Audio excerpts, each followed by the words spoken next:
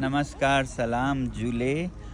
ये मेरे 7वें दिन के अनशन का शुरुआत है सुबह सुबह, और मेरे साथ लगभग 60 से ज़्यादा लोग, जिसमें बूढ़े हैं, महिलाएं हैं, विद्यार्थी हैं, सब बाहर खुली हवा में अनशन पर हैं।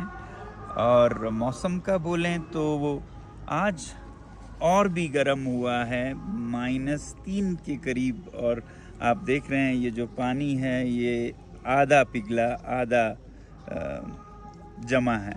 और ये जो आप देख रहे हैं ये बर्फ़ जो कि अभी अभी पड़ना शुरू हुआ। आपको याद होगा मैंने कहा था जब बादल छाते हैं तो उससे गर्मी थोड़ा और बढ़ जाता है, और जब बर्फ़ होती है तो और भी बढ़ जाता है। तो यही वजह है। वो क्यों? थोड़ी सी विज्ञान में आपको बताऊं। जब हम पानी से भाप बनाते हैं, यानी कि उसे उबालते हैं, तो उसमें आग जलाना पड़ता है, यानी कि ऊर्जा देना पड़ता है। मगर फिर जब वही भाप दोबारा से पानी बने, जैसे ओस का बनना या ठंडे गिलास पर बूंदे बन जाती हैं, कंडेंसेशन कहते हैं इसे, तब गर्मी निकल के बाहर आती है, रिलीज होती है, वही गर्मी जो आग से हुई थी। तो ऐसे ही जब आसमान में बादल जो कि भाप है वो बर्फ़ बन जाता है तो उसमें से गर्मी निकल के आती है।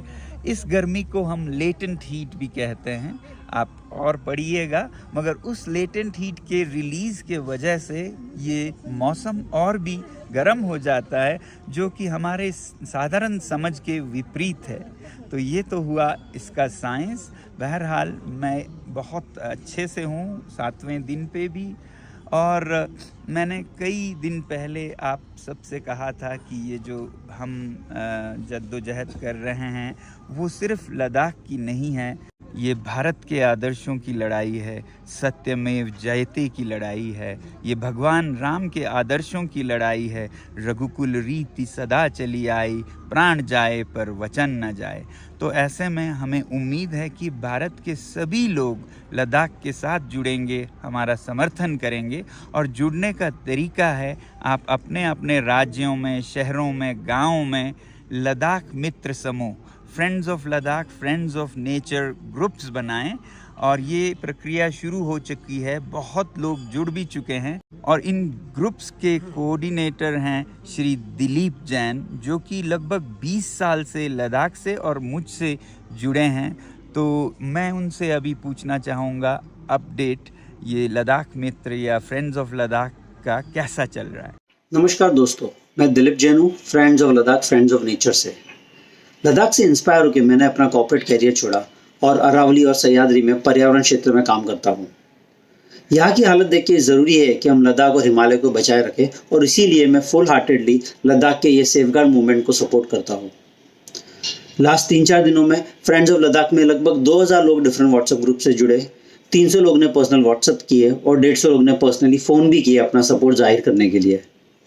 मैं चाहता हूँ कि और लोग भी जुड़े और इंडिपेंडेंटली हर सिटी में हम जो चैप्टर्स बना रहे हैं उसमें लीड ले।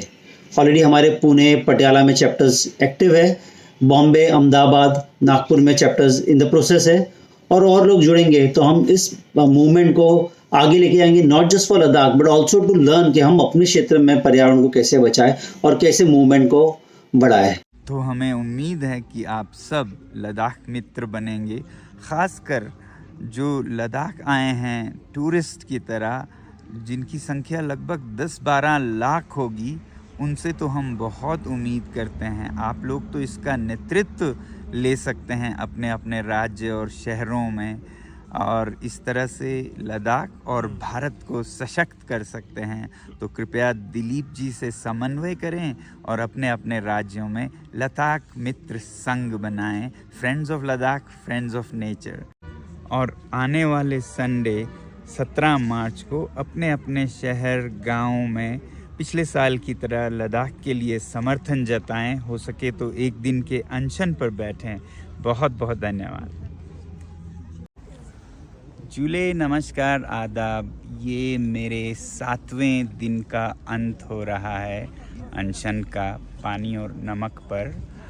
आज सुबह काफ़ी बर्फ़बारी हुई, मगर अभी तो बिल्कुल ठीक है। फिर फिर भी बहुत से लोग यहाँ पर जुड़े हमसे। कल 300-400 थे तो आज 400-500 लोग थे। इनमें लद्दाख यूनिवर्सिटी के सभी स्टूडेंट्स थे, उसी तरह बार एसोसिएशन के सारे वकील यहाँ आए, भिक्षु आए, भिक्षुणी आए मठों से, और फिर भूतपूर्व सैनिक यहाँ आए, और उन सब में एक आक्रोश की भावना, एक फ्रस्ट्रेशन और बेबसी के उन्होंने यहाँ पर भाषण दिए। एक रिटायर्ड सोल्जर ने तो ये कहा कि वो कई युद्धों में लड़े पाकिस्तान के साथ, और उन्होंने देखा कि लद्दाख के जो सिविल वॉलंटियर्स हैं, स्वयं सेवक हैं, जो कि आगे युद्ध भूमि तक बिना कुछ पैसे के काम करने गए, गोला बारूद ढूंढने के लिए गए, वो सैनिकों से भी बेहतर थे। बल्कि ये कहा एक वाक़ये में भारत से कमांडोज लाए गए जो कि बहुत अच्छे होने चाहिए, मगर वो खुद फंस गए और इन वॉलंटियर्स को उनको बचाना पड़ा। तो ऐसे काबिल लद्दाख के लोग होते हैं इन पहाड़ों में। फिर लद्दाख स्काउट्स का तो कहना ही क्या।